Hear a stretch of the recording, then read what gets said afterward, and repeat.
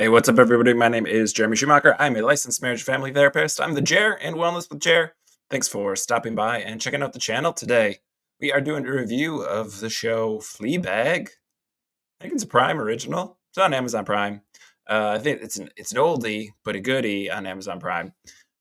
Amazon Prime is owned by a terrible corporation who's run by a terrible human being that I don't advocate supporting. So if you haven't seen this, I'm sure it's at your local library because it's old, or, somewhere on the seven seas out in the grand world. I'm sure it's also available. The show is based off of a play, and it's generally considered one of the best comedies, if not outright one of the best TV shows of all time.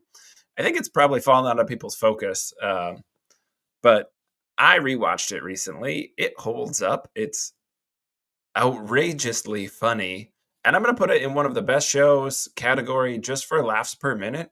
This show is hilarious. It packs a lot of jokes into each singular episode, which is sort of my benchmark for comedies, is how often it's making you laugh.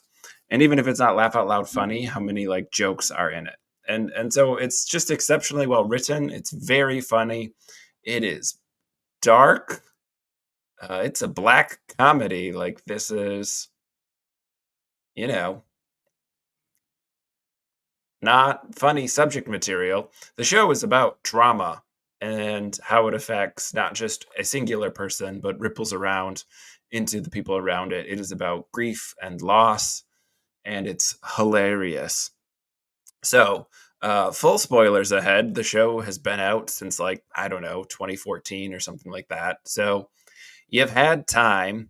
If you haven't watched it, please stop watching my video and go watch it. It is worth it. You will thank me later. You can come back and find my review another time. If you have watched it, hello, welcome. Let's talk about it. Full spoilers. We're just focusing on season one. Season two is a whole separate thing. We're going to talk about religious trauma. Season one, we're just talking about the run of the mill trauma, grief and loss. So, Fleabag, I love a show or a movie that the narrator is A, unreliable, and B, never named.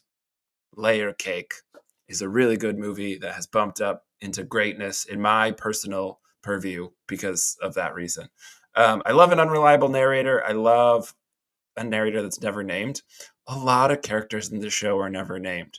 It's sort of an interesting facet where we have this fourth wall breaking relationship with our narrator, with the titular Fleabag, and we don't know her name. We don't know the toothy lad who she meets on the bus and sort of dates for a little bit. We don't know the guy who is probably neurodivergent but really likes anal sex, and the fact that she's not curvaceous. Fleabag is the she there. They're just known as like rodent boy because of the teeth and asshole guy because of the aforementioned anal sex. It's very funny how there's a rotating cast of very few characters in this show, and we only know a handful of them. Claire and Martin. Claire is Fleabag's sister, and Martin's her sleazy husband. Um, Another Fleabag. And it's interesting how much we like Fleabag and we hate Martin, even though they're not the same character, but they have some of the same sleazy quality traits. It's an interesting meta commentary, I think, on how we judge different people based on their gender, their sexuality, their marital status, their physical appearance, their beauty standards. There's a lot going on in this show. But we're going to sort of focus just on what's up with Fleabag. The show is taking place shortly after the loss of her best friend, who she ran a cafe with, Boo. And we're given like a speed glance at the reason that Fleabag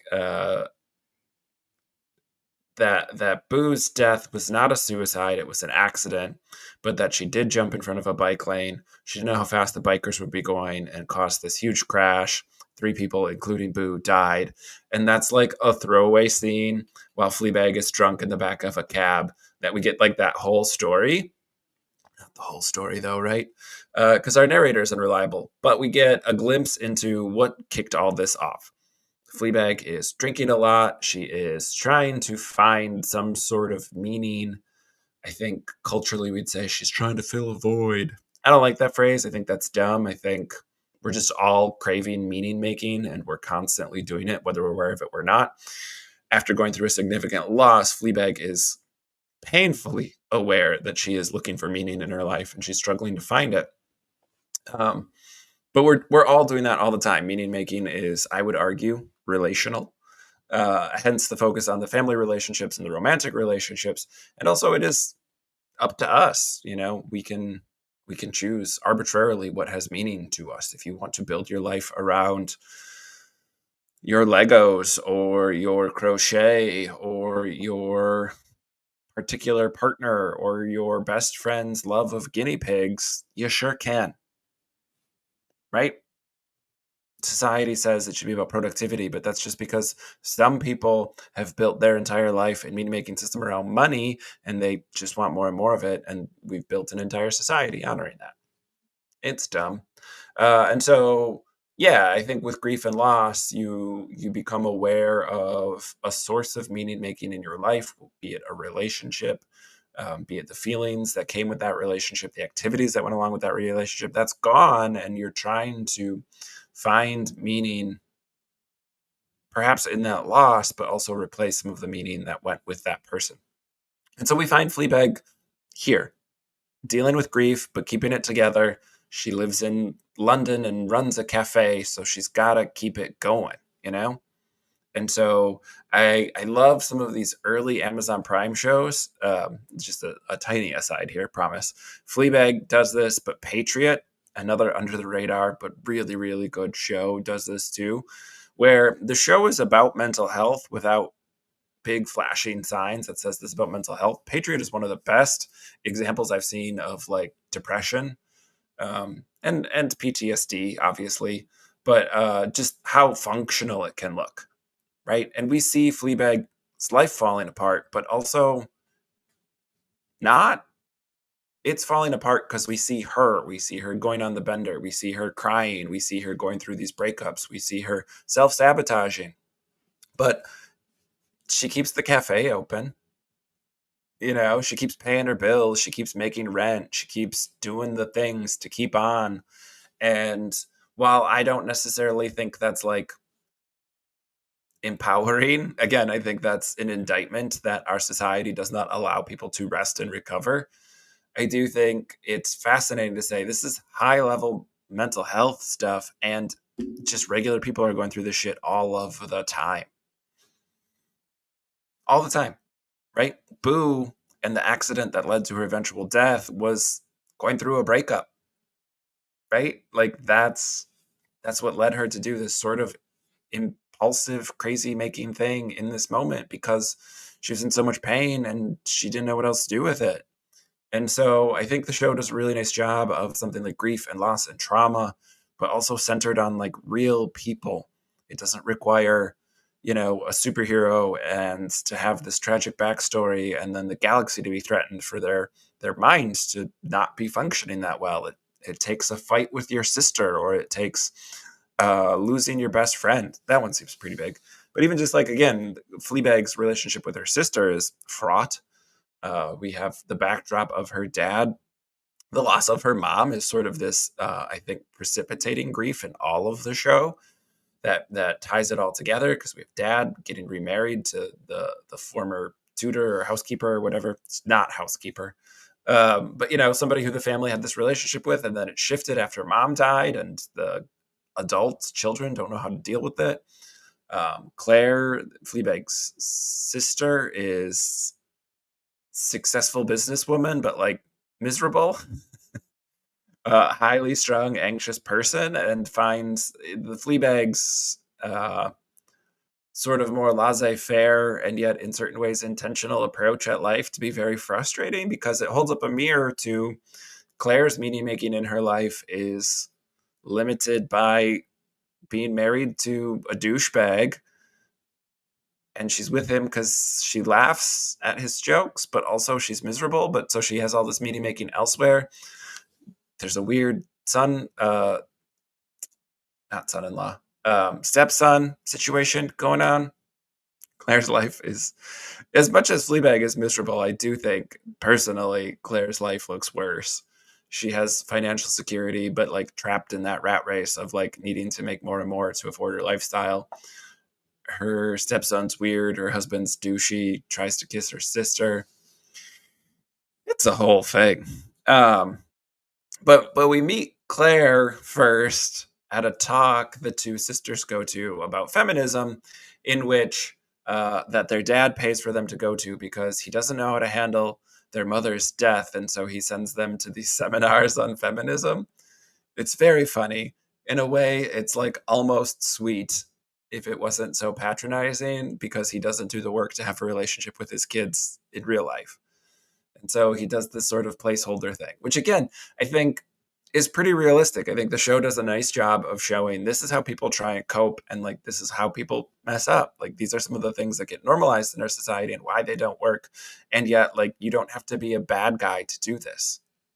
It's mindlessness. It's not knowing what you're going for and specifically being able to reach it. And so we have these family dynamics that we're introduced to really quickly with this backdrop of trauma, this loss of her mother, their mother, the girl's mother, and how their relationship is fraught because of it. Now, as the show sort of unwinds, we're given the full picture of Fleabag and Boo. Um, the whole guinea pig thing is because Fleabag didn't know what to get Boo and got her a guinea pig as a gift. And then the cafe they ran together sort of became guinea pig themed. Not that guinea pigs were on the menu, obviously, but that they like guinea pigs. And so that's all going on. Boo starts hooking up slash dating casually. We don't know the next door neighbor, and then Fleabag sleeps with the next door neighbor, and Boo finds out that he slept with someone else, but not that it's Fleabag. And so we also have this layer that Fleabag has this really big guilt in that. Um, while Martin is trying to buy Claire a gift for Claire's birthday, Fleabag takes him shoe shopping and sees the guy, the neighbor, that led to it all. And so this is sort of like this flashback, and then things start unraveling. Meanwhile, perhaps the funniest scene in the entire show, in my opinion, says a lot about me, is Fleabag has a long-term boyfriend, Harry, who's far too nice for her and isn't particularly interesting because of it. He's very sweet. He's very charming. He's probably very safe. And that's not what she wants all the time. And so they break up, but they come back because Harry always leaves something, a toy dinosaur or whatever else it might be, so that he has to come back. And he cleans the apartment when he breaks up. And, Fleabag is making these jokes to the camera because there's a lot of breaking the fourth wall that, like, when the apartment needs a good, or when their flat needs a good clean, she'll just break up with him so that he'll clean. Um, so again, like, that's not great. She's an anti-hero. She's not a good person per se. She's trying, I think. Um, but so Harry comes back and Harry says he read this book or this article or whatever it was that they need more surprises in their life, so they're going to do nice surprises. So he sets up like this romantic dinner for her as a surprise. Fleabag, of course, has forgotten. She might be ADHD. The show doesn't delve into it a ton. I think there are traits there, but also could be grief, could be trauma. So like, I'm not going to weigh in too heavily. And I'm the person who's like, oh, they have ADHD, obviously. I would lean towards no. I would lean towards more. This is some of the grief stuff. Um, but so she forgets, and so she's like going to surprise him. And her idea for a surprise, this is where it's like outside of the box, neurodivergent type thinking, is to pretend to be a robber. So she grabs a kitchen knife, puts on a mask, and scares him while he's in the shower.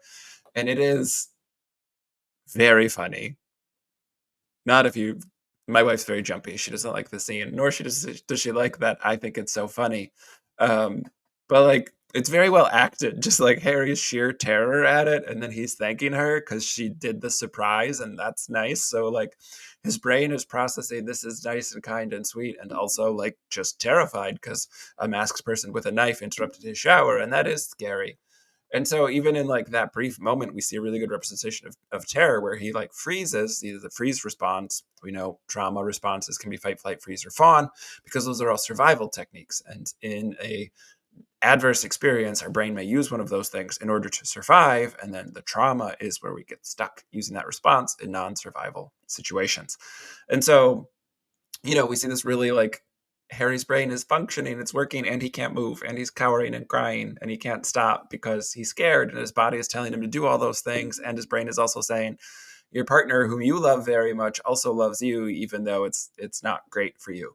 And that's sort of like a representation of their relationship writ large, is they love and care for each other, but not in ways that are particularly acceptable, or meeting not acceptable, accessible to each other. They can't always feel loved, even though they can see the other person is trying to be loving.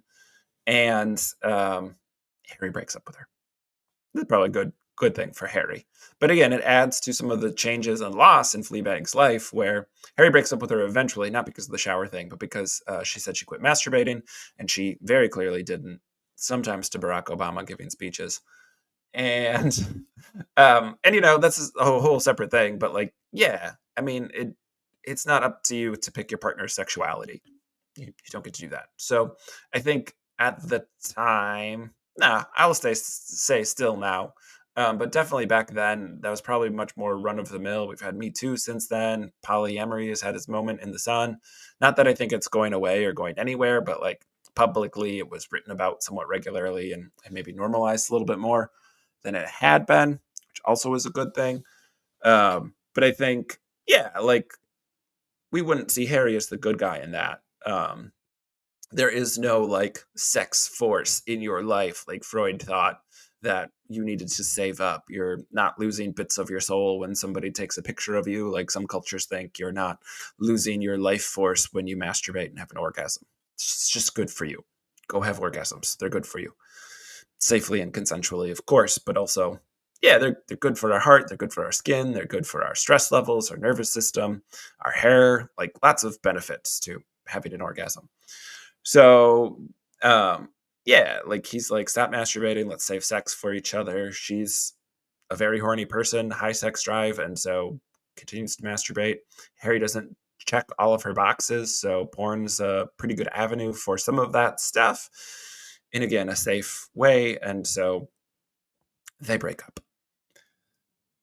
Meanwhile, show's got layers and layers and layers. It's 6 episodes, and they're like half an hour each. It's a fast-moving show. Martin gets drunk at a party, Claire's party, tries to kiss Fleabag. Fleabag tells Claire. Claire believes Martin. Not necessarily that she believes Martin, but like the fallout of believing her sister instead of her husband leads to divorce and all this stuff that she's just like not there for. So she just sort of ignores it and cuts Fleabag out. And Fleabag's dad is getting married to the former, tutor. And so she's sort of left with no one. She has this guy who's into her because they had anal sex, but then also because she has small tits and is like a plank. He keeps saying while they're having sex. He's very weird. And he's objectively attractive. And so he's very weird about that because he says things like ants started getting weird. And he's just like dumb. Again, also like low key neurodivergent coded in like some of the things he's interested in. He's just like sort of craving and chasing these novel experiences, which like could be dopamine related, could not. He's not a very fleshed out character. He's, again, literally asshole guy in the credits. He doesn't get a name. So she has him. She has Rat Boy, who is very sweet and endearing, has big teeth, but is otherwise kind of sweet and endearing, but probably too much of that Harry style guy. They go to a sex shop to buy Claire a vibrator for her party, and he's very uncomfortable the whole time. So again, like not a great fit for her. And the former tutor, who is delightful in most of the shows she plays. What good acting to take. What is it? It's um, Olivia Colman is the name. She's amazing. She's in a lot of cool stuff. She's been in some big time movies. She's in Broadchurch, another really good show about trauma. Um, and she's delightful. She's in Green Wing for like if you watch all of my long rambly videos, you get a lot of bonus reviews sprinkled in. Green Wing is great. Another very funny comedy. But she's won BAFTAs and stuff. This is not like me talking up some under the radar person. She's probably one of the best respected actresses around right now. She's in a lot of British stuff. Um, because she's British. I don't know her ethnicity. I don't know where she's born. She does a lot of stuff. British television. She's great. She's deeply unlikable in this show. And so again, like wonderful acting. But she's like just awful. And so she is an artist, but like the kind where you roll your eyes at them a lot. And Fleabag has stolen a sculpture from her art office, and it's a whole thing. Fleabag denies it, and then she gives it back, and then Claire steals it for Fleabag. So this is a whole thing. And she decides in this short run up to being the new stepmom to like put Fleabag in her place by having her work at an art exhibition, but she doesn't like make it clear. She invites her, Fleabag, and Claire. Claire and Martin come, but like the stepmom to be puts Fleabag like in a name tag and has her work, and so Fleabag is spiraling. She has asshole guy come be her date, but then like doesn't realize she's supposed to be working, so she's embarrassed by that. She gets super drunk. Asshole guy breaks up with her after finding out that his penis was molded for one of the art exhibitions, a sex exhibition. Also, her dad, also Harry, was molded without a penis in a pretty funny moment. So just like all these ways in which the stepmom was in Fleabag's life without having a relationship with her, which is really irritating.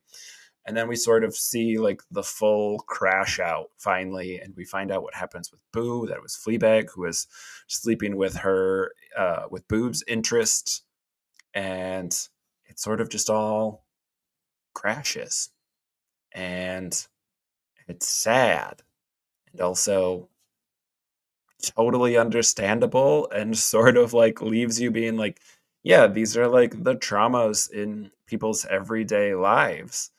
I think it's a really accurate representation of somebody who's in like flight mode a lot, where again, instead of like breaking down, taking time, resting, recovering, and grieving, she just has to keep going in all these areas until she finally has a breakdown. And I think when we talk about breakdowns, a lot of times, like for me as a therapist, you can sort of trace much earlier in the process where we have things go off the rails and then we keep going. And I use that phrase a lot, and every once in a while I do sort of slow it down and highlight for clients like what happens when a train leaves the rails. It's very rarely the train that is ruined. I mean, I'm sure the train is ruined, but it's got momentum and it's on wheels. It keeps going. It's whatever it crashes into that it's going to destroy and break. And like, so I talk about like when things go off the rails, where's our opportunity to keep it on the rails, or where's our chance to quickly get back on the rails without doing any damage? And like when that doesn't happen, at some point there's a crash. At some point, that train, that runaway train, has to run into something. And so we see all these sort of inevitabilities, not inevitabilities, but because they're not dealt with, inevitably it ends up in this breakdown. And um, yeah, it comes full circle, and we get the return of another very humorous British television star who I don't know has made a big splash in America, but he plays a banker. They had run into each other while he was at a men's retreat and she was at a silence retreat, another gift from her father. Um, and he comes in to check out the cafe, and he gives her a business loan, which is going to keep her afloat. And it's sort of like this odd, nice kindness um, that we get to see, and it keeps her going. And it's not necessarily. I'm like pausing here just to think about what potentially I'm drawing from season two. I don't think anything. Um, but so like we see the crash out and we see like the continuation. There's a season 2, so we know there's more to the story. Um, and yeah, it's really funny in spite of all of that. And I think that's the charm of the show, at least for somebody like me. I think for a lot of people, again, it won a lot of awards and is very highly thought of. But I think it's a really good, accurate representation of what someone who's going through something like this can look like, and how to the outside world they might seem just a touch frazzled, but otherwise fine. They're working through it. But like working through it is messy, and it's a lot of effort. And there's just a lot that goes into it, and it can go poorly. And as somebody is going through grief and then they lose support and lose support and lose support, her dad's gone. Her dad's going to get married and is unavailable because of who he's marrying. Harry breaks up with her.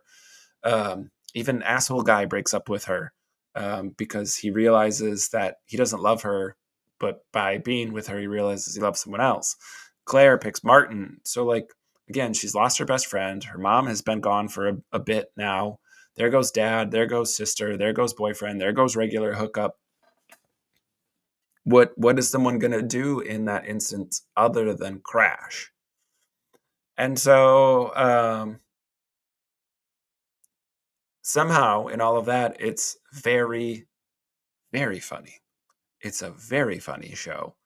Um, I think for a lot of people, it's 2025 as I recorded this video, and a lot of people will have been familiar with other things that did breaking of the fourth wall well. Again, I think like the Deadpool movie series does it pretty well.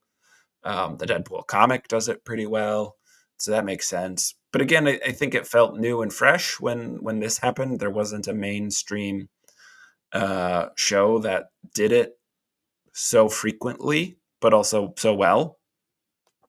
So, not that I've watched every television series. Somebody can drop down in the comments and correct me. I might be overlooking something, but it was really good. It was really well done. It's continuously funny. It gets funnier in season 2. But it's a really good representation of trauma and how somebody tries even to go to therapy. There's a funny therapy bit where again she got a gift certificate from her dad for a therapy session.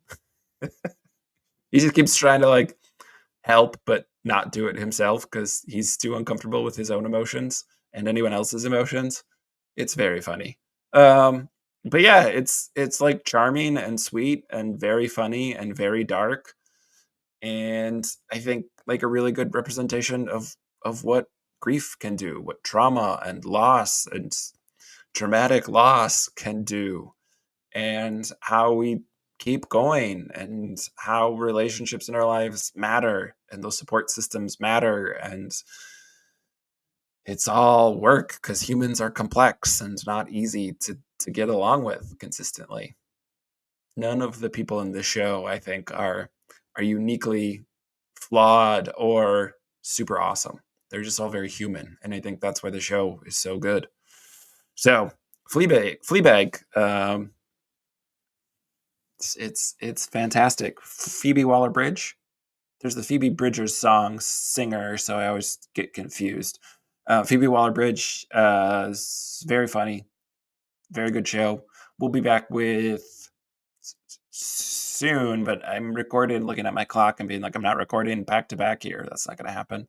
So at some point in the future, we will have the season 2 review, which will be more focused on religious trauma and also allow me to gush about Andrew Scott and his work on British television, because he was Moriarty in Sherlock, and he plays a Roman Catholic priest in season 2 of Fleabag, and it's very funny. So yeah, come back soon to check that out. It's just a way for me to talk about religious trauma, because it's pretty good representation of religious trauma too. But yeah, Fleabag, very funny show. Go watch it. Rent it from your local library. Buy the DVD of it. If you must, watch it on Amazon. That's where it is. I understand not supporting Amazon, and also it's where I watched it. So we have Prime. Um, I don't love it. It's the world we live in, you know? So yeah. If you have other media, songs, heavy metal, folk metal, shows, movies about trauma, about relationships, about, mental health, I'm down. Drop down in the comments. Let me know what you would like to see or hear, and I will get to it eventually. I have a long list of things that I plan to do, but I have ADHD, so I don't always get to it. Like, subscribe, super helpful. If you want more of me, I have a podcast called Your Therapist Needs Therapy. I post those episodes here on YouTube or wherever you get your podcasts. I think that's all I got. Go watch Fleabag. Go watch season 2 and then come back here to get my review of that. All right, y'all. Take care of yourself. Take care of somebody else. Peace.